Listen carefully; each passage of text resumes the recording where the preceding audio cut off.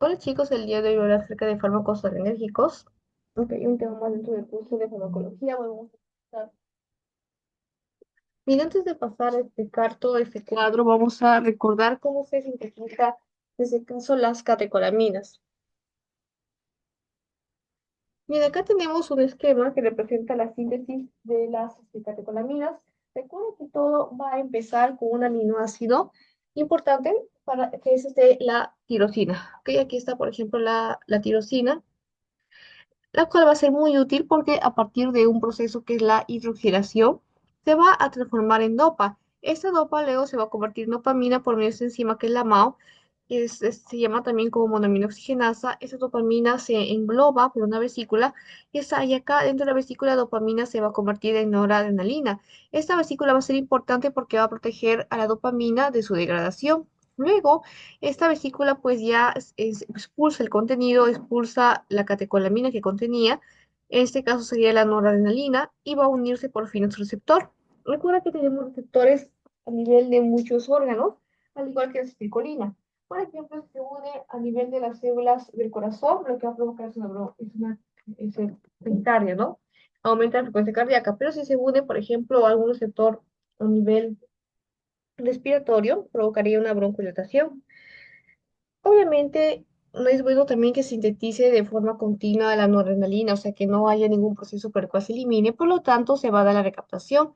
Recuerden que la recaptación es importante porque por este medio la noradrenalina, ok, es recaptada y obviamente se va a transformar en metabolitos inactivos, ok. Esos metabolitos inactivos se van a ir una parte por la orina, pero también a partir de esos metabolitos inactivos es que se pueden volver a recaptar, como se menciona, y otra vez nos sirve para sintetizar más noradrenalina. Por ello, es importante la recaptación porque nos evita que haya una producción excesiva, ¿ok? Pero, ¿qué pasa, por ejemplo, en la cocaína y en la imipramina? Por ejemplo, personas que consumen cocaína, drogadictos, pues ellos van a inhibir, o sea, la recaptación. Por lo tanto, estos pacientes van a manifestar clínica como si tuvieran pues elevadas cantidades de noradrenalina, porque lo que está faltando acá es una recaptación. Por eso se puede encontrar que están taquicárdicos, con ojos con midriasis, o sea, ¿no? Las pupilas dilatadas, precisamente a este efecto excesivo que hacen las catecolaminas en los receptores. Acá en este cuadro están tres importantes catecolaminas, ¿ok? Y acá están sus receptores, y acá los efectos que hace a niveles los órganos. Tenemos acá la noradrenalina, como una catecolamina que tú ya sabes lo que va a hacer es aumentar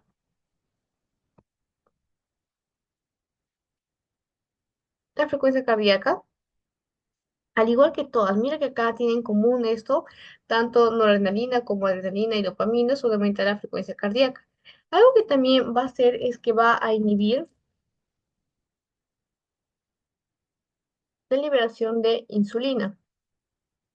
Y te preguntarás qué tiene que ver o bueno, por qué ese caso inhibe, ¿no? ¿Por qué no le estimularía? Vamos a resolver el por qué sería esto. Bueno, recuerda, acá abajo voy a poner que existe un proceso denominado la glucólisis.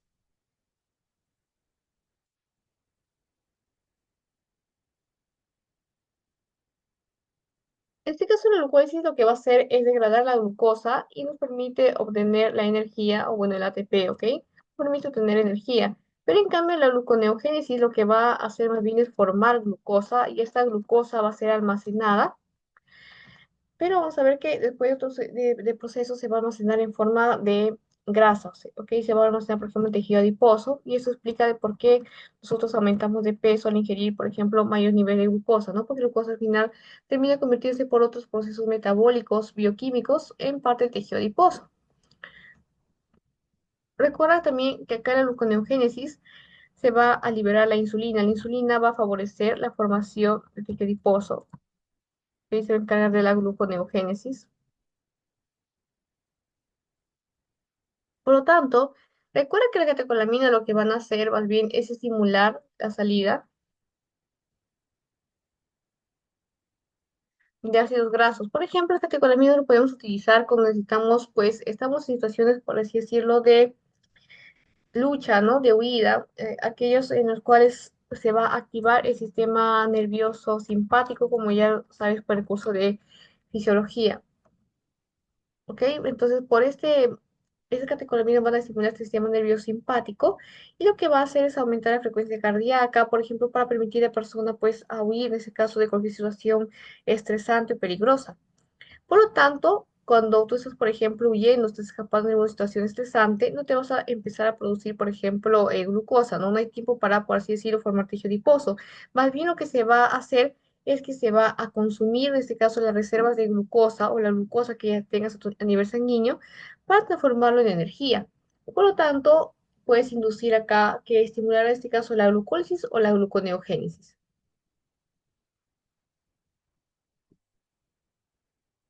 La respuesta sería que también estimula la glucólisis, ¿verdad? La gluconeogénesis no. Por ello, decimos que en vez de, recuerda que la gluconeogénesis está ligada a la insulina, por ello decimos que al estar involucrada con la glucólisis no va a estimular, bueno, no va a aumentar los niveles de insulina, sino que más bien va a inhibirlo, ¿sí? Porque al inhibir los niveles de insulina también estaría inhibiendo la gluconeogénesis y favoreciendo la glucólisis, que es el objetivo, por eso acá inhibición de la liberación de insulina. Sí, acá como estimulación, bueno, acá incrementa ácido grasos libres, como te dije, en situaciones, por ejemplo, estresantes, se estimula la liberación de ácidos grasos libres y también la liberación de glucosa a nivel torrente sanguíneo para que se pueda utilizar. Recuerda que no es lo mismo la liberación de glucosa que producción, ¿ok? Porque acá seguramente puedes pensar que es una contradicción de lo que te acabo de decir y no, se refiere a que se libera la glucosa de las reservas y esta glucosa va a ser utilizada, ¿ok? Entonces, para generar energía, lo cual no es lo mismo que decir producción de glucosa. Entonces, vemos que como efectos de las catecolaminas está inhibir la insulina, estimular comienza acá la liberación hepática, no la producción, sino que se libere glucosa a nivel sanguíneo y poder utilizarla para situaciones estresantes.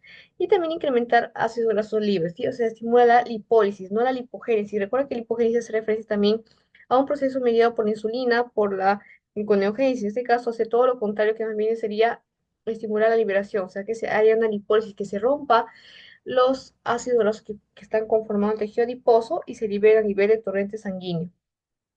Tenemos acá la adrenalina, por ejemplo, a nivel de los pulmones, va a estimular la broncodilatación. Y por último, tenemos a la dopamina, cual va a aumentar la frecuencia cardíaca, pero también a nivel renal, mira que va a estimular en este caso una vasodilatación por un receptor, por receptor de dopamina 1. Pero ¿qué pasa con el receptor de alfa 1? Que a altas concentraciones va a estimular todo lo contrario y sería la vasoconstricción.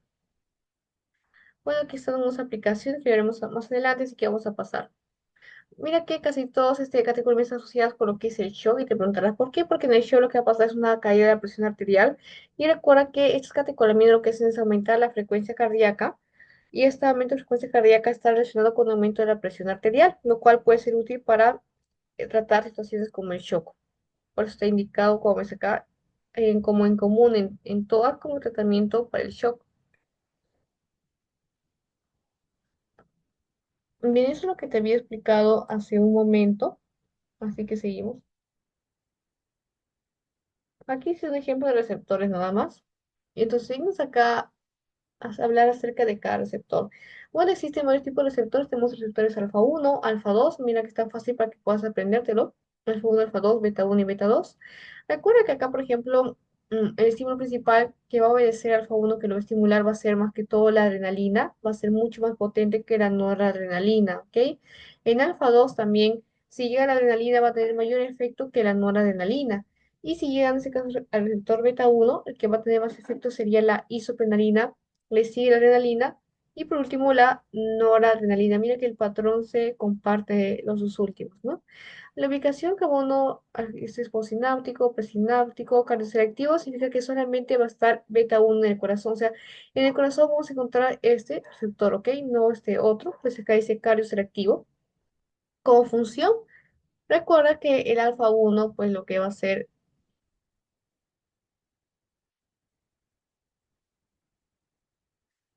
es aumentar la frecuencia cardíaca, ¿ok?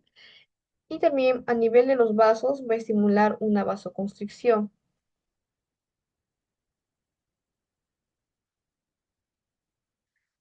Recuerda que la presión arterial dependía pues del gasto cardíaco por resistencia vascular periférica.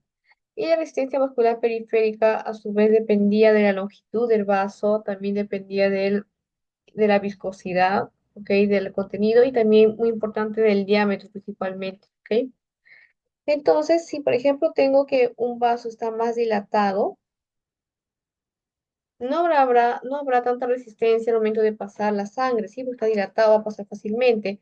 En cambio, si está, por ejemplo, más contraído, sí va a haber cierta limitación porque no le va a ser fácil pasar la sangre en un vaso que ya está con menor diámetro que uno que está más dilatado. Por lo tanto, una vasoconstricción lo que haría es aumentar la resistencia, o sea, aumenta la resistencia para que pasa la sangre, si le aumenta la resistencia vascular periférica, eso se referencia a ese término, y si aumenta esto, también va a afectar directamente a la presión arterial, por lo tanto, se dice que aumenta la presión arterial la vasoconstricción. También, a nivel, por ejemplo, muscular, lo que va a hacer es estimular la contracción del músculo liso, ¿ok? Y tenemos acá el alfa 2 que lo que va a hacer más bien es inhibir la inversión de neurotransmisores, y bueno, acá es algo casi como que contradictorio porque vamos a ver que el alfa 2 no tiene tantas actividades que nosotros conocemos o lo consideramos como actividad simpática, porque lo que va a hacer más bien es disminuir o va a ser antagonizar la actividad simpática. Seguimos con el beta uno, el cual te había mencionado que es cardioselectivo, y obviamente si afecta al corazón solamente vamos a estar aquí que aumenta la frecuencia cardíaca, aumenta la contracción cardíaca, ¿no? Acá entonces todo es extendible, pues seguimos con el diapositivo. También tenemos acá el beta 2 que lo ubicamos principalmente a nivel pulmonar y músculo liso. Recuerda que el estímulo principal o más potente sería acá la isoprenalina. Y como función contiene esta vez a nivel de los bronquios, lo que estimula es una broncodilatación y también una relajación musculoliso implica también la vasodilatación. El beta 3 lo que va a generar ese se va a ubicar en tejido adiposo. Por lo tanto, si estimula el tejido adiposo, te había mencionado que las catecolaminas estimulaban la lipogénesis o la lipólisis. Otra cosa sería que estimula la lipólisis, por eso se acá que estimula la lipólisis. Y la siguiente sería la dopamina, que te había mencionado que tenía receptores como D1 y también alfa 1. En este caso lo podemos encontrar en el nivel renal, el D1, ¿ok? Ese D1 pues lo que va a hacer, vamos a volver acá. Mira que D1 estimulaba una vasodilatación renal. Por lo tanto, permitía que mayor flujo de sangre entre hacia los riñones. Por ello, puedo utilizarlo para mejorar el flujo sanguíneo renal debido a esa propiedad vasodilatadora.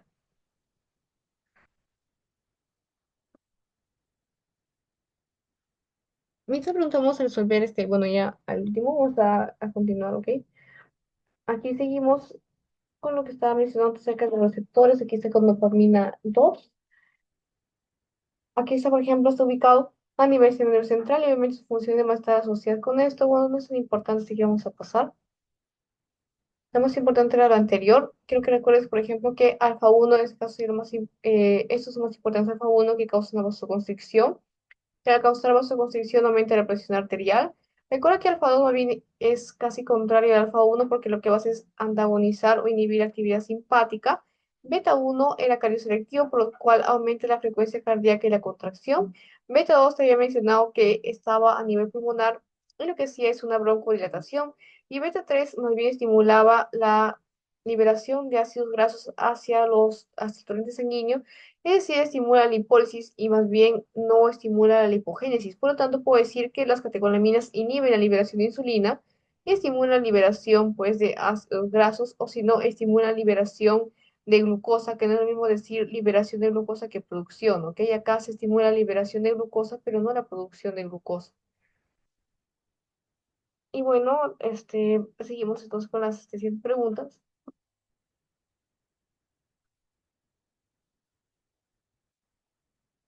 Bueno, acá es una pregunta, ¿se conoce la enfermedad que se asocia al exceso y defecto de dopamina? Bueno, el exceso de dopamina se conoce como la esquizofrenia, ¿ok? En el cual va a haber niveles elevados de dopamina en ciertas áreas del cerebro, y esto causa que los pacientes tengan síntomas psicóticos como alucinaciones, delirios, ¿ok? Y más bien un déficit, porque todo, ya sea el exceso o el defecto es malo. El defecto, bueno, déficit de dopamina va a estar asociado con una enfermedad neurodegenerativa, que es la enfermedad de Parkinson, en la cual pues es como tú sabes en la clínica hay síntomas de rigidez muscular, dificultad para moverse, temblores y el signo típico de la rueda, sí, pues, rueda dentada que vamos a ver seguramente es de biología. A que si conoces el tumor por el cual se produce un exceso de catecolaminas, y bueno, el tumor, en ese caso que produciría un exceso de catecolaminas, se denomina el feocromocitoma. Vamos a ponerlo acá.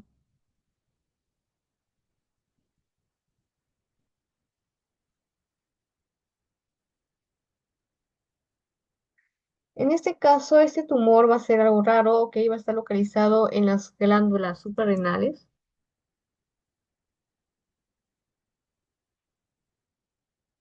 y va a secretar, porque se va a localizar en este caso a nivel de la médula. Recuerda que la médula de la glándula suprarrenal produce catecolaminas, por lo tanto, al haber un tumor acá, se produce en exceso adrenalina y noradrenalina.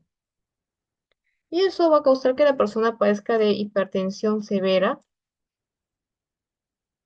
palpitaciones, sudoración y otros síntomas relacionados con la estimulación del sistema nervioso simpático. Recuerda que esto sería una causa de hipertensión secundaria. Voy a subir un video próximamente de hipertensión arterial para el curso de fisiopatología y semiología. Y te explico acerca de la hipertensión, o que si estás llevando fármaco recién, obviamente tienes que ver de fisiopato, no de semio, aunque también menciono fisiología ahí, pero ahí explico, por ejemplo, acerca de hipertensión esencial o primaria y la secundaria. Recuerda que la esencial o primaria se asocia más que todo a factores del estilo de vida de mi paciente, en cambio la secundaria obedece a enfermedades subyacentes que pueden estar causando un aumento de catecolaminas. Un ejemplo clásico está también el feocromocitoma.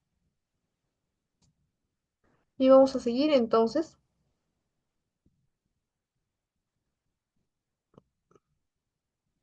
Aquí son los receptores que te he explicado, por ejemplo, alfa-1 y alfa-2. Te mencioné que el alfa-1 estimulaba en caso de actividad simpática, por otro lado, alfa-2 lo que hacía era inhibirla. Por eso que acá dice que alfa-1 provoca vasoconstricción, aumenta la presión arterial y provoca una dilatación de pupilas, es decir, midriasis. Aumenta el cierre del esfínter vesical para que se reduzca la micción y contrae el esfínter de la vejiga, por lo cual, recuerda cuando algo está contraído, pues no va a poder salir ¿no? la orina tan fácilmente. En cambio, alfa 2 lo que va a hacer todo lo contrario, si acá estimulaba la liberación de noradrenalina, en este caso acá se inhibe, ok, va a ser feedback negativo, o sea que no se produzca más noradrenalina cuando hay suficiente o hay exceso. Vasodilatación, que ves todo lo contrario acá, que es vasoconstricción. Si acá aumenta la presión arterial, alfa 2 lo va a disminuir. Bueno, acá se comparte midriasis y acá se inhibe la liberación de insulina, casi comparte con casi lo mismo con las catecolaminas, ¿ok?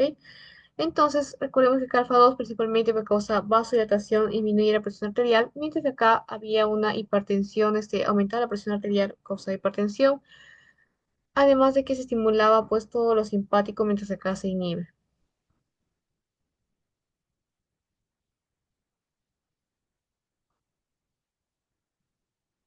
Y acá dice una pregunta, ¿cómo actúan los agonistas de los receptores alfa-2 como la clonidina, que lo veremos adelante, de tratamiento de la hipertensión arterial? Bueno, vamos a anotar por acá la respuesta a esa pregunta. Ok, la clonidina va a ser un agonista de los receptores alfa 2. ¿Ok? Este va a actuar principalmente a nivel del cerebro, va a estimular el tronco cerebral, entonces, aparte, esta acción produce liberación de norepinefrina, ¿ya? Lo que va a hacer disminuir más bien la actividad simpática. Recuerda que alfa 2 era todo lo anterior o antagoniza la actividad simpática, ¿ya? Porque muchos piensan que cuando escuchan, por ejemplo, alfa 1 o alfa 2, o sea, como ya saben que son receptores arenérgicos, todo va a estimular la actividad simpática, pero no, mira que alfa 2 no estimula la actividad simpática, sino la termina inhibiendo. Entonces, lo que va a hacer es disminuir la actividad simpática, lo cual, en vez de aumentar la frecuencia cardíaca, lo va a reducir. Reduce la frecuencia cardíaca, también la resistencia vascular periférica, y de esta manera pues ha disminuido la presión arterial, disminuye la presión arterial, ¿ok? Y por ello nosotros utilizamos pues como tratamiento de la hipertensión precisamente por este mecanismo. Así que no te asustes si, por ejemplo, escuchas que cierta persona hipertensa está tratándose con un fármaco agonista de receptores adrenérgicos, porque seguramente se está tratando con un fármaco que es el receptor de alfa 2, obviamente, ¿no? No puede ser de alfa 1. Acá dice, ¿por qué los bloqueadores como la tamsulosin son útiles para la hiperplasia prostática benigna? Bueno, vamos a resolver ahora esto.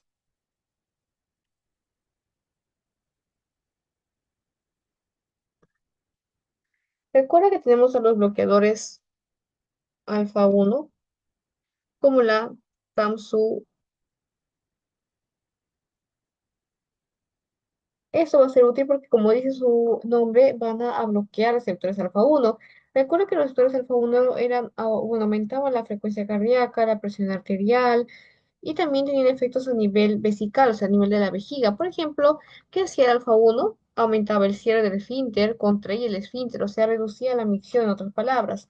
Lo cual, yo, por ejemplo, administro un fármaco bloqueador alfa uno y esto más bien va a antagonizar sus funciones y va a facilitar, en este caso, la micción. Y de esta manera se alivia la obstrucción de la uretra, mejora el flujo urinario y así se reducen los síntomas de un paciente prostático.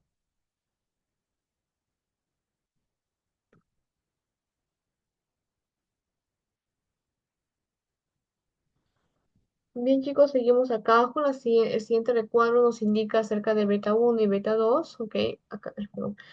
Aquí, bueno, beta uno las respuestas que nos hace, por ejemplo, taquicardia, ese efecto entre positivo, o sea, aumenta la actividad simpática, lipólisis, recuerda que es típico de las catecolaminas, y aumenta la liberación de renina, recuerda que la renina va a participar por el sistema renina-angiotensina-aldosterona, y por este medio va a aumentar la presión arterial, ¿ok? Entonces tenemos acá beta 2 el que va a ser más bien una vasodilatación, broncodilatación, algo parecido con alfa 2, ¿no? Si esto estimula vasodilatación, acá lo veremos también con vasodilatación, ¿ok? Broncodilatación, relaja el músculo uterino. Recuerda que si el músculo uterino está contraído, empiezan las contracciones uterinas, pero si está relajado, más bien sería lo contrario, impide contracciones uterinas. Disminuye la resistencia vascular periférica. Mira que más bien acá es cierto contrario, ¿no? Acá aumenta la glucogenólisis, no la gluconeogénesis, ¿ok? O sea, tiene la misma, en este caso, función o efecto que las catecolaminas. Creo que va a hacer es inhibir la insulina. Te voy a poner por acá porque suelen confundirse con esto. Lo que hace es inhibir, o sea, inhibe la insulina. Por lo tanto, impide que se forme o que se produzca glucosa por medio de la gluconeogénesis, pero más bien estimula perdón, la glucólisis, que consiste en la degradación de la glucosa, o también se dice que las catecolaminas estimulan la liberación de la glucosa en sangre.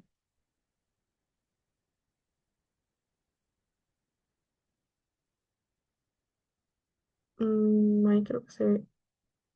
Ya, entonces eso es lo que va a hacer.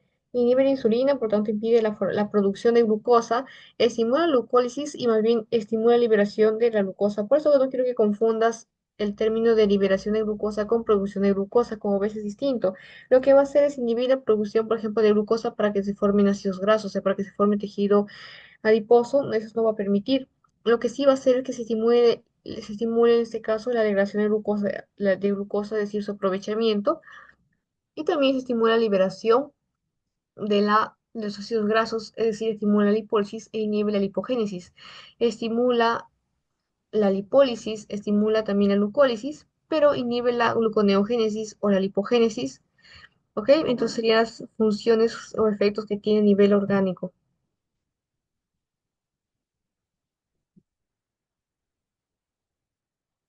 Ok, acá tenemos efectos de la catecolaminas en el cuerpo, por ejemplo, a nivel ocular está la dilatación, todo lo contrario es la cisticolina que estimulaba una contracción, una miosis. A nivel cerebral, aquí también tenemos efectos que aumentan en este caso el estado de alerta, ok, por eso utilizamos catecolaminas en lucha y huida. A nivel salival, por ejemplo, que lo vuelve más viscosa, o sea, no estimula tanto la producción de saliva. A nivel de los bronquios, estimula la broncodilatación. En la piel, o sea, está con efectos colinérgicos, ok. A nivel hepático, recuerda que va a inhibirme la gluconeogénesis y va a estimular la glucólisis. A nivel del gastrointestinal, reduce el nivel de secreciones, aumenta la contracción de esfínteres.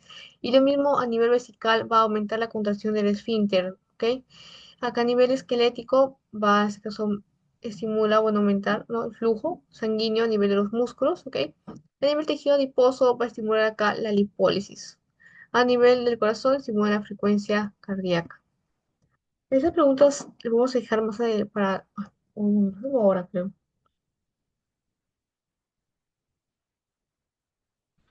Bien, pasamos entonces a la primera pregunta. Se dice, ¿qué fármacos actúan sobre receptores beta uno y en qué patologías se utilizan?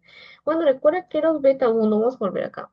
Eso de acá estimulaban, por ejemplo, la frecuencia cardíaca, ¿verdad? Pero si, por ejemplo, se refiere a fármacos que van a estar sobre todo, se van a bloquear, lo mejor dicho, metabloqueadores, lo que van a hacer es disminuir sus efectos. Y ejemplo de fármacos que son beta bloqueadores de tipo beta uno, voy a escribirlo por acá.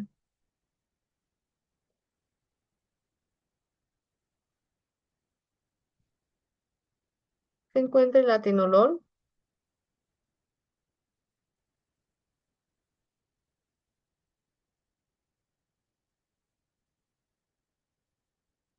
Estos son algunos fármacos que, como estaba mencionando, pues si la actividad de tipo es de beta uno, se va a reducir su actividad simpática, por lo cual se utiliza, por ejemplo, en hipertensión arterial para reducir la frecuencia cardíaca, reducir la contractividad del corazón, lo que disminuye la presión arterial. Y, por ejemplo, su insuficiencia cardíaca también ayuda a reducir la carga sobre el corazón, ¿ok? Lo cual mejora la función cardíaca.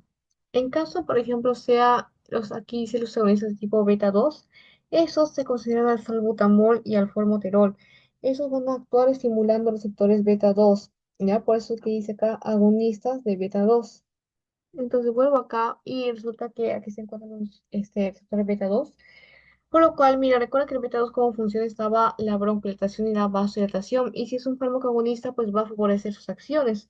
Por lo tanto, un fármaco que es agonista beta 2 favorece la broncodilatación y por ello ayuda en la patología del asma, porque el asma lo que va a ocurrir es una broncoconstricción de las vías respiratorias y por ello que se presenta una dificultad al exhalar y también la salivancia. Recuerda que mi video también de asma está subido en la lista de reproducción de fisiopatología, ¿sí?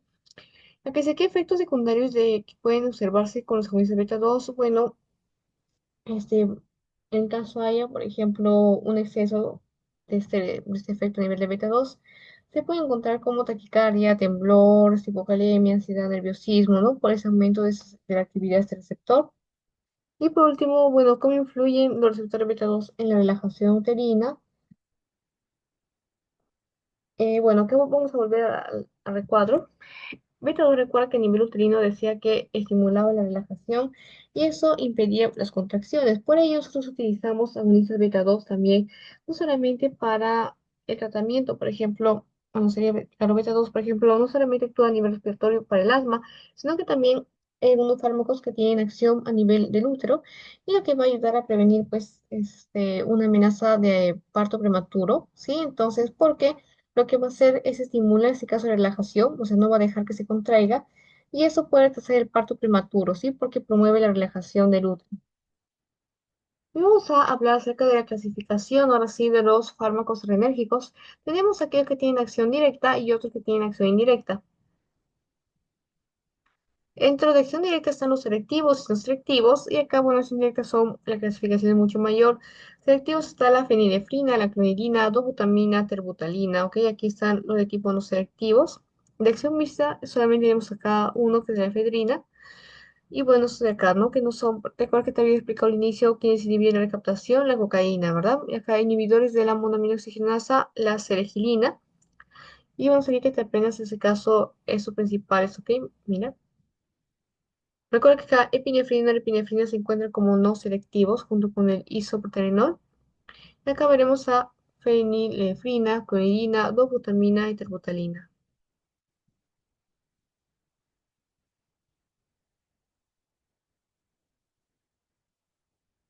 Bien, bueno, acá está la explicación de a qué se referencia, por ejemplo, un fármaco de acción indirecta con otro de acción directa.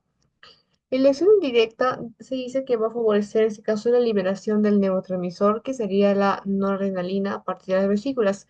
En cambio, lo que va a hacer la acción directa es que no va a actuar sobre la liberación, sino que va a hacer es que va a actuar activando el receptor directamente y de esta manera va a favorecer de igual manera la acción de la catecolamina.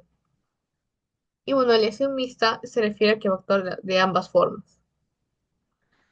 Tenemos acá un recuadro acerca de las catecolaminas. Empezamos con la epinefrina.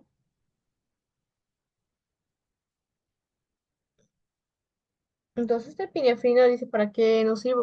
Este tiene receptores, perdón, alfa uno, alfa 2, beta uno y beta 2. Como tú ves, tiene acá los cuatro receptores, ¿ok?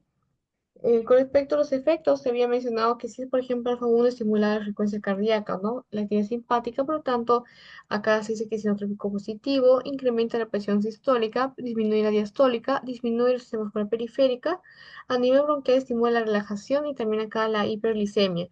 Recuerda que la hiperglicemia se refiere a que se libere o haya mayor cantidad de glucosa a nivel sanguíneo, lo cual todas las catecolaminas favorecían eso, porque estimulaban pues la liberación de la glucosa, sino la producción sino la liberación para que sea aprovechado en situación de emergencia, una situación estresante, pues se libera la glucosa. Como ves acá, la epinefrina, pues al estimular receptores alfa-1 me va a causar una vasoconstricción. Al estimular la alfa-2 va a inhibirme la liberación de noradrenalina. Al estimular beta-1 estimula la frecuencia cardíaca, porque recuerda que beta-1 era un cardioselectivo. Y al estimular beta-2 era generar broncodilatación. Bien, para uso puedes utilizarlo para el asma por el mismo efecto que te dije, porque ya que se actuaba, por ejemplo, a nivel de beta-2 que se encuentra en el pulmón, estimulaba una broncodilatación, por tanto, en el asma haber una broncoconstricción y acá al generarme una broncodilatación lo va a ayudar a tratar.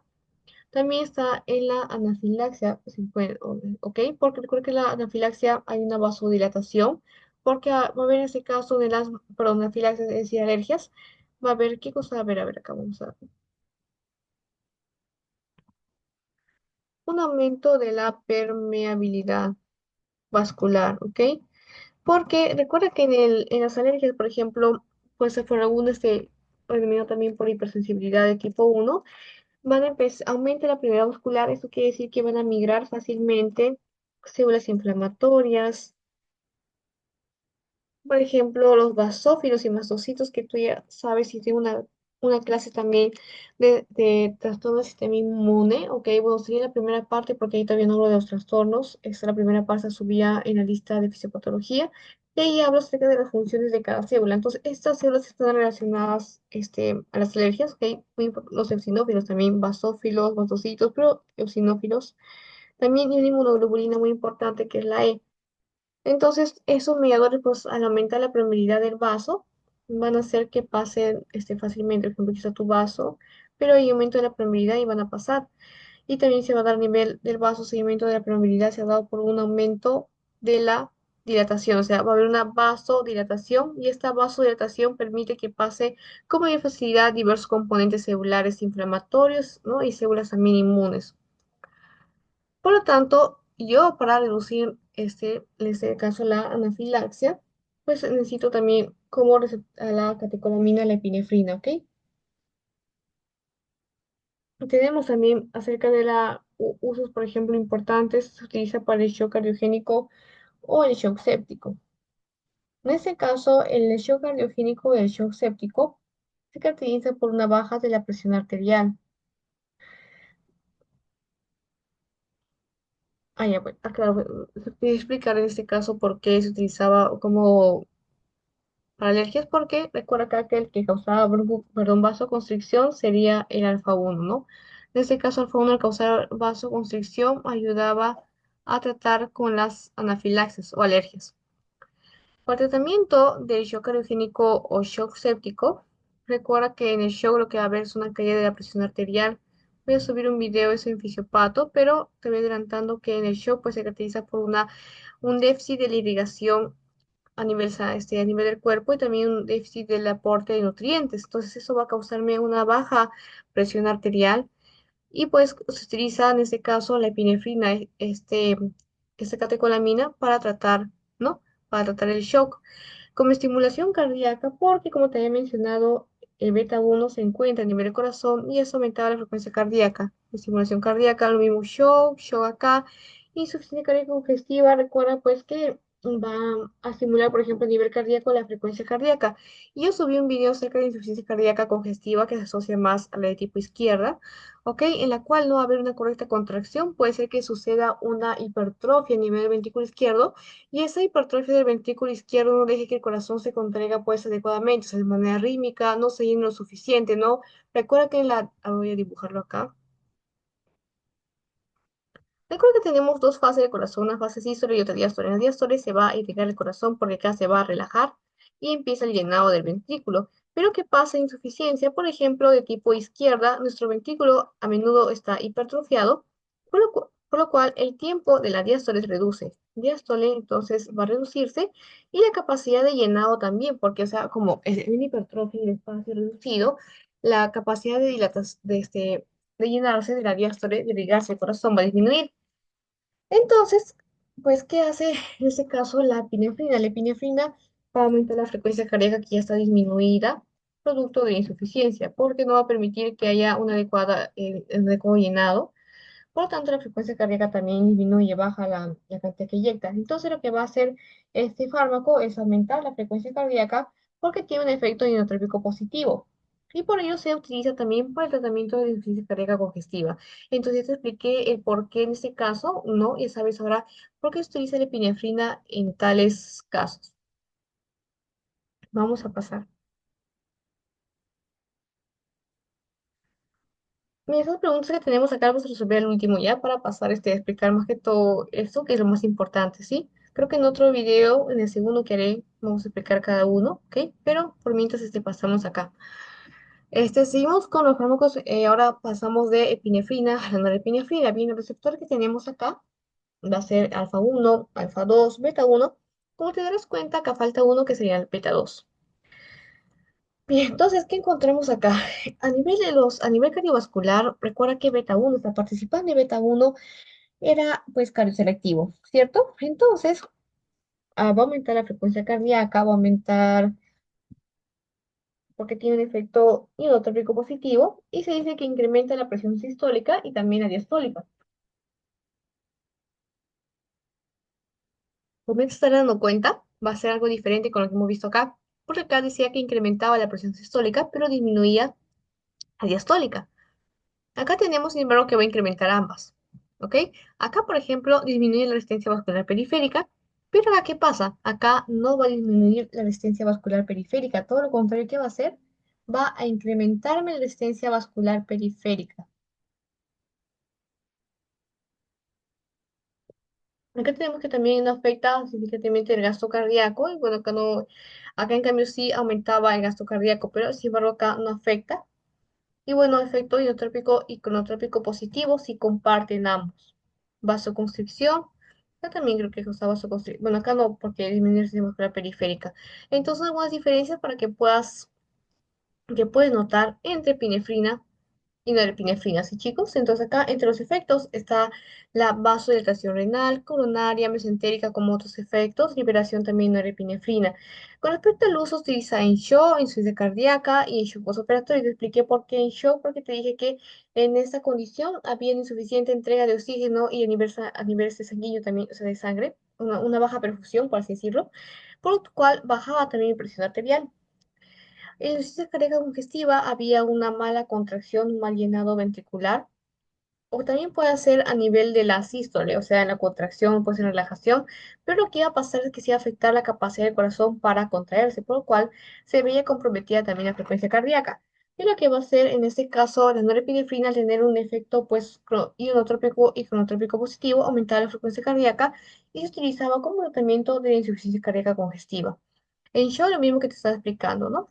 Ya, seguimos acá con el isoproterenol. Acá tenemos receptores solamente vamos a tener beta 1 y beta 2, por lo cual decimos que beta 1 es selectivo y beta 2 lo encontramos en los pulmones. Entre los efectos tenemos que aumenta el gasto cardíaco, que disminuye la resistencia vascular periférica, disminuye la diastólica, mira, o sea, acá se parece un poco al primero que hemos visto, disminuye la presión, por la resistencia vascular periférica, disminuye también la diastólica, mira. Recuerda que en el medio, la epinefrina aumentaba más bien ambos.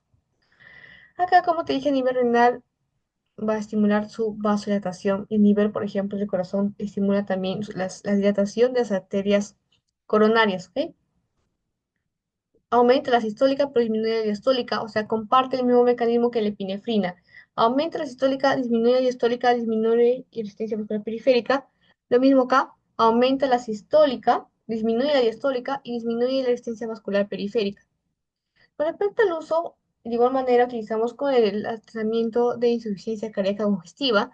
en shock cardiogénico, porque lo mismo que te expliqué, ya te expliqué por qué insuficiencia, por qué shock, acá porque baja la presión. En bradicardia, porque mira lo que va a hacer, va a aumentar el gasto cardíaco, por lo tanto, va a ayudar directamente con la frecuencia cardíaca del corazón. Entonces, si yo tengo baja frecuencia, esto lo va a aumentar. Y broncodilatación, recuerda, porque beta 1, bueno, beta 2, perdón, va a tener efectos a nivel pulmonar estimulando la broncodilatación. Y recuerda que el asma va a haber una broncoconstricción, lo cual va a limitar que el paciente pueda respirar adecuadamente, la ventilación del paciente y pues, el problema va a ser el momento de expirar, el momento de botar el aire y se van a escuchar silivancias, ¿no? Entonces, lo que va a hacer en este caso este fármaco va a estimular la broncodilatación, de esta manera ayuda a pacientes asmáticos. Bien, seguimos por acá con la dopamina, perdón. Tenemos acá receptores, está de uno de 2 y beta 1 y alfa 1. Mira, entre los efectos encontraremos aumento del gasto cardíaco, ¿ok? Encontramos que disminuye la diastólica, incrementa la sistólica, algo muy similar a que hemos visto acá, y también al primero, epinefrina, ¿no? Incrementa la sistólica, perdón, incrementa la histórica y disminuye la diastólica. Acá, por ejemplo, chicos, tiene receptores alfa 1, por lo cual ¿tú crees que este receptor alfa 1 estimula una vasoconstricción o una vasodilatación? Sería una vasoconstricción, ¿sí? Pero a nivel renal, como tiene este receptor D1, va a estimular bien una vasodilatación. Es importante que recuerdes esta particularidad de esta dopamina, ¿sí? Según sus receptores. Según es alfa 1, vasoconstricción, y si es D1, como va a actuar a nivel riñón, va a estimular una vasodilatación. Ok, entonces, otros efectos sería estimular la liberación de norepinefrinas. No te pueden preguntar esto, más que todo esto. Y acá el uso, mira que se casi tienen todo en común, ¿no? Estos fármacos, catecolaminas, perdón. Tratan, por ejemplo, el shock cardiogénico, recuerda que baja la presión, la insuficiencia renal, porque recuerda que en este caso también, cuando hay insuficiencia de riñón, está habiendo poca perfusión, ¿ok? No tiene perfusión adecuada. Y acá, ¿qué te dice? Que va a estimular una vasodilatación, una vasoconstricción, una vasodilatación, ¿verdad? Entonces,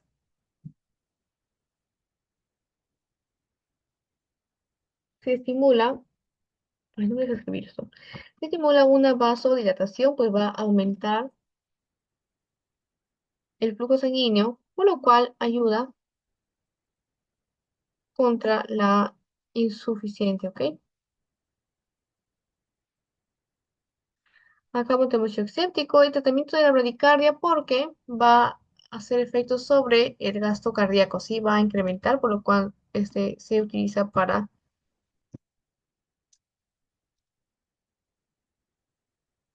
la bradicardia. Bien, seguimos entonces.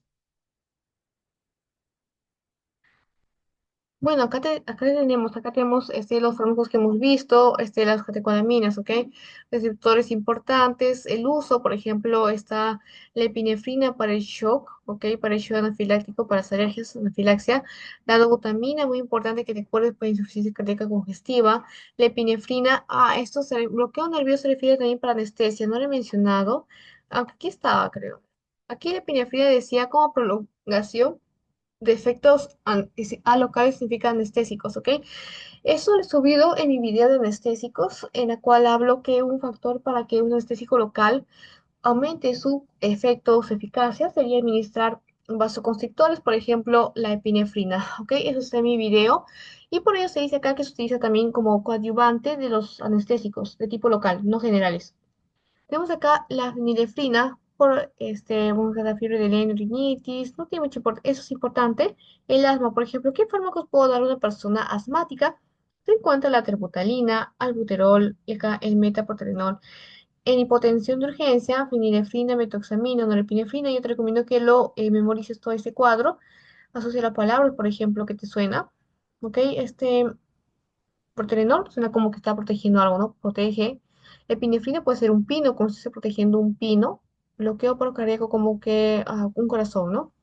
Como si un corazón estuviese protegiéndose un pino, así fuera un poco que se absurda la hebotecnia, por ejemplo, acá dobutamina que estés debiendo algo, como que debes a alguien o debes una mina a una persona que tiene insuficiencia cardíaca congestiva o algo así.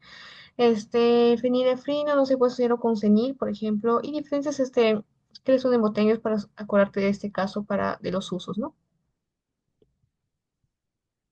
Bien, seguimos acá con los fármacos. Aquí estamos la epinefrina, norepinefrina, soporterenol. ¿no? Como he visto anteriormente, pero aquí, bueno, está detallado un poco más acerca de los RAMs, ¿ok? Entonces tenemos acá a la epinefrina, que tiene receptores alfa uno alfa 2 beta, perdón, beta uno beta 2 como uso se encuentra en el asma, te expliqué por qué, porque lo que iba a hacer, por ejemplo, a nivel de beta 2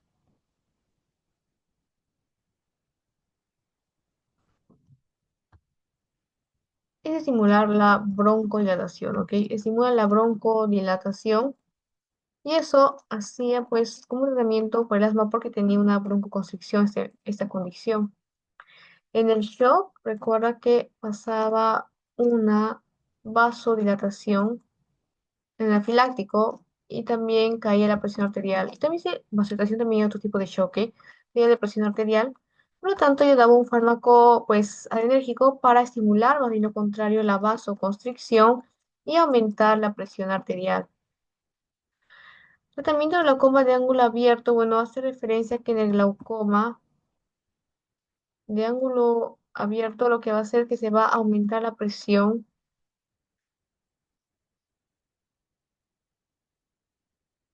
intraocular, ¿ok? Por tanto, como un tratamiento para disminuir este caso de la presión intraocular sería también como la epinefrina, ¿ok? Acá tenemos contra los efectos adversos, sería la ansiedad, cefalea, bueno, ansiedad por ese mismo aumento de catecolaminas que estimula pues el nerviosismo, cefalea también, por eso pues la vasoconstricción, por ejemplo, a nivel cerebral.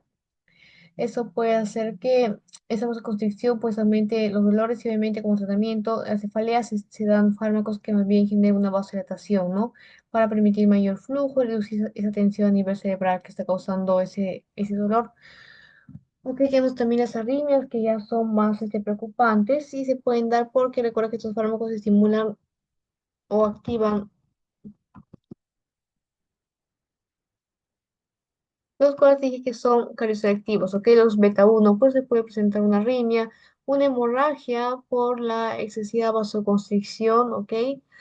Y o sea, por efectos en los vasos, peor si la persona tiene alguna enfermedad de por medio, por ejemplo, hipertensión arterial, está más propensa a sufrir una severa hemorrágica, ¿ok? Porque los vasos están más sensibles a que puedan romperse. Ok, aquí está nemotecnia, epiparasma, porque recuerdes, ¿no? El asma y shock glaucoma. O sea, shock porque recuerda del shock y también de glaucoma, ¿ok? Acá tenemos norepinefrina, en este caso receptores alfa uno alfa 2 beta uno similar a la epinefrina, como dice acá, sin efectos en beta 2 norepi shock, ¿ya? Para que puedas acordar el tratamiento para el shock. Isoproterenol tiene beta uno y beta 2 uso broncodilatador, estimulante cardíaco, arritmia ventriculares. ¿Por qué? Porque beta uno actuaba a nivel del corazón, era un cardioselectivo y aumentaba la frecuencia cardíaca. Y a nivel beta 2 actuaba a nivel pulmonar, estimulando la broncodilatación. Por ello se utiliza como bronquilatador en el asma, también a nivel cardíaco como estimulante. Ok, aquí está la botella de Mercures ISO, isoprenol bronquilatador cardio fácil, se facilita el estimulante cardíaco, ¿no? Pues cardio fácil, estimulante cardíaco. Aquí están los ramos, recuerda casi lo mismo, nerviosismo, bueno, aquí si hay pues un exceso de arritmias. Bien, seguimos por acá con la dopamina, dobutamina, receptores acá está dopaminérgico, alfa 1 y beta uno el uso de shock criogénico, shock séptico, ¿ok?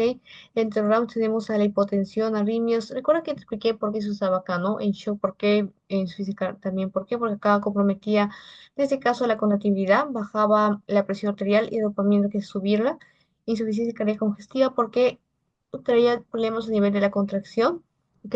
Entonces, si disminuye la frecuencia cardíaca, la dopamina le va a aumentar. Y también para arritmias, angina, entre otros. Acá tenemos perdón, dobutamina, también un tratamiento se comparte el anterior, fibrilación auricular. Acá, bueno, acerca de tres catecolaminas, epinefrina, norepinefrina e isoprenalina. Mira que acá la epinefrina, lo que te dije a nivel, por ejemplo, cardíaco, estimulaba la frecuencia cardíaca.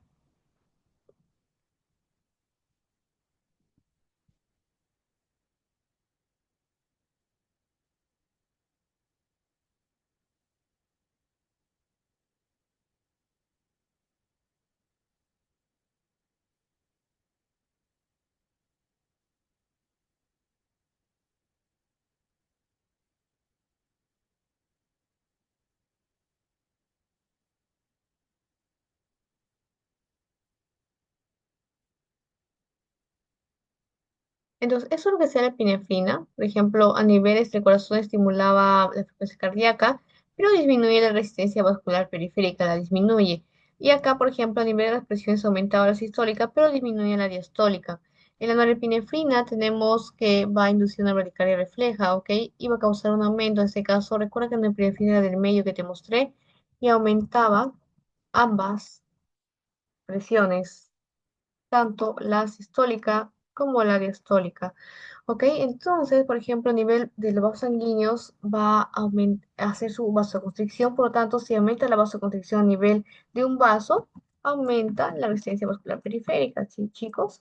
Seguimos acá con la isoprenalina, la cual también va a provocar, va a ser similar a la primera que hemos visto, la epinefrina, disminuye la resistencia vascular periférica. Y tenemos también que, bueno, va a provocar también la vasodilatación.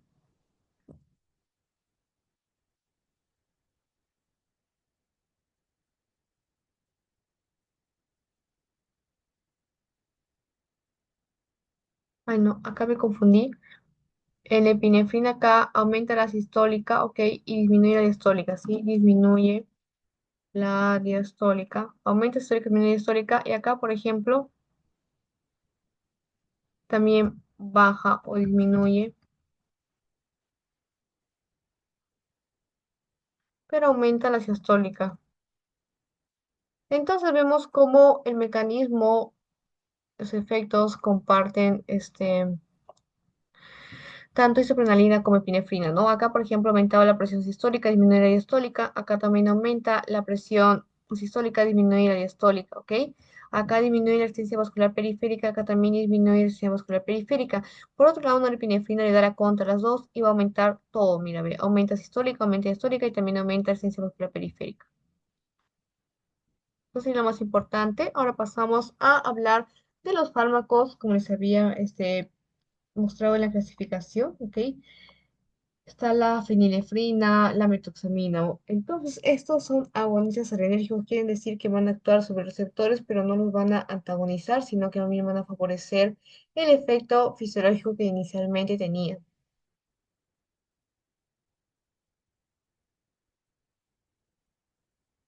Tenemos acá a la fenilefrina, el cual se va a utilizar, como dice por acá, como descongestionante nasal, porque tiene un efecto vasoconstrictor, ¿ok? Recuerda en este caso que al ser, por ejemplo,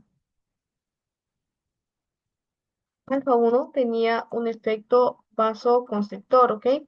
Entonces, de misma manera, si va a actuar, por ejemplo, a nivel de la mucosa nasal, pues iba a reducir la congestión. Recuerda que hay una congestión, más bien hay una vasodilatación, ¿ok? O sea, es tipo como una alergia. Hay una vasodilatación, hay aumento de la permeabilidad, y lo que va a hacer la fenilefrina es causar una vasoconstricción a nivel de la mucosa nasal, y de esta manera, pues, va a ayudarnos a utilizar como descongestionante también. Se puede utilizar como aumento de la presión arterial, como te dije, en casos de hipotensión, por ejemplo, el shock, ¿no? Entonces, en casos de hipotensión, esa fenilefrina, al tener receptores alfa 1, por eso te di en este caso el cuadro anterior, de la función de alfa 1, de alfa 2, ¿no? Acá también está, te lo mostré por acá, acá también, para que sepas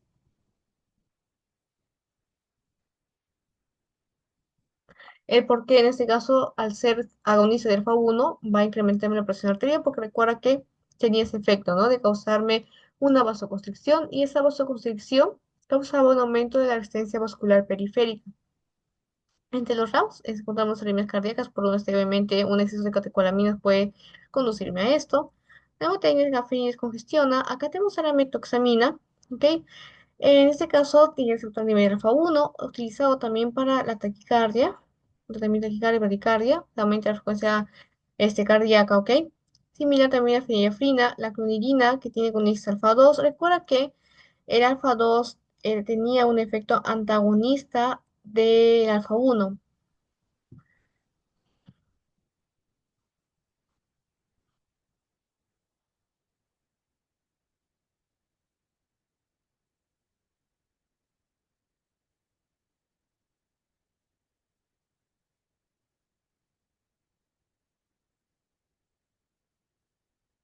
Entonces, si alfa 1 estimulaba sistema simpático, alfa 2 antagoniza, por lo cual, si yo estimulo mi receptor alfa 2, lo que voy a hacer es seguir antagonizando aún más los efectos inhibidores, o sea, antagonizo en este caso, perdón, los efectos simpáticos.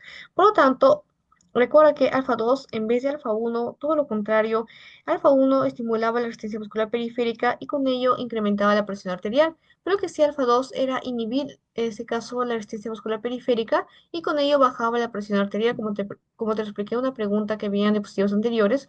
Por lo tanto, se utiliza contra la hipertensión arterial. Los ramos encontramos sedación y con mnemotecnia clona baja la presión, ¿ok? Metaproterenol, receptores predominan K beta 2 y beta 1, se utiliza para tratar el broncoespasmo. Entre los ramos encontramos taquicardia, nerviosismo y temblor muscular. Acá metabronco relaja, ¿no? Para referirse a esto. Seguimos acá con la tributalina, salbutamol, ay, voy a borrarlo, perdón. Tributalina, salbutamol, salmeterol y formoterol, ¿ok? En este caso, receptores vemos acá que todos comparten beta 2. Recuerda que beta 2 se encontraba en donde a nivel pulmonar. Y a nivel pulmonar estimulaban la broncodilatación o broncoconstricción. La broncodilatación, por lo tanto, lo usamos contra el broncoespasmo, contra la broncoconstricción. Y como ramos podemos encontrar casi lo mismo, mientras que taquicardia, nerviosismo, taquicardia, nerviosismo, ¿ok? Temblores, o sea, por un efecto excesivo de las catecolaminas. Simplemente lo deduces por eso. Aquí están nemotecnias, ¿ok? En sí, muy fácil recordar, ¿no? Y más que todo acá, quiero que recuerdes que salmeterol y formoterol son utilizados como acción prolongada. Acá, en cambio, acción corta. Ya, seguimos entonces. Anfetamina, anfetamina encontramos y también arefedrina. En ese caso, anfetamina.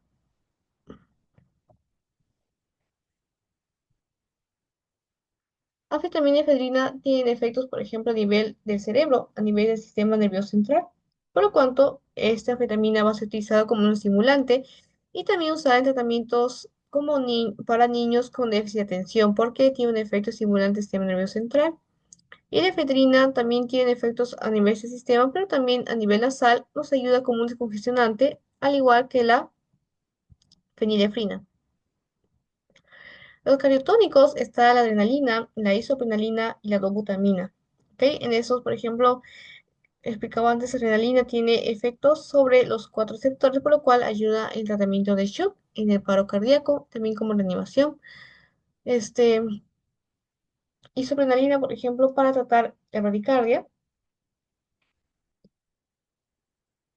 porque tiene el receptor beta 1. Recuerda que beta 1 tenía un efecto cardiotónico, aumentar la frecuencia cardíaca. Y a nivel de beta 2 tenía un efecto broncodilatador, por lo cual se utilizaba en el asma.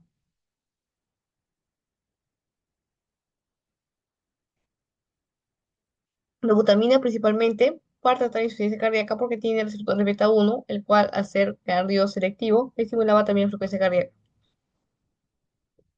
Bronquiatadores está la isoprenalina, salbutamol, salbutarina, formoterol, receptores acá beta 2, entonces están asociados a nivel pulmonar y actuaban contra el broncoespasmo, estimulaban bien una broncodilatación.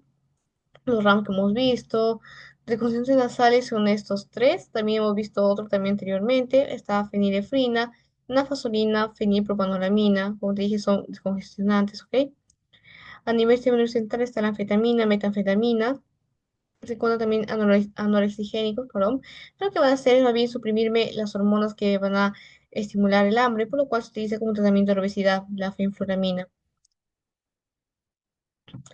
Recuerda acá los ramos también está, por ejemplo, en caso extremo central sería hipertensión por un exceso de catecolaminas, agitación, por lo mismo efecto que tiene insomnio. También recuerda que un exceso de catecolaminas estimula o promueve el estado de alerta, ¿ok? Lo cual no deja dormir. Psicosis, acá también está, hipertensión. No, recuerda que también un exceso de dopamina se asocia a psicosis, pues se considera también como un RAMS de la metanfetamina.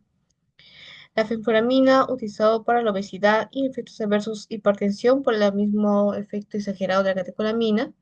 Depresión también, ¿ok? Seguimos por acá, relajantes y vasodilатadores uterinos, lo que van a hacerme es, por ejemplo, prevenir un parto prematuro, porque al momento de relajar el útero va a impedir, pues, que en este caso un parto, porque recuerda que un parto para que se dé, tiene que haber una contracción a nivel del músculo del útero, ¿sí? A nivel uterino. Y esa contracción permite que o facilite el parto, pero si no hay una contracción, más bien va a evitarlo. Entonces se utiliza en este caso vasodilatadores uterinos.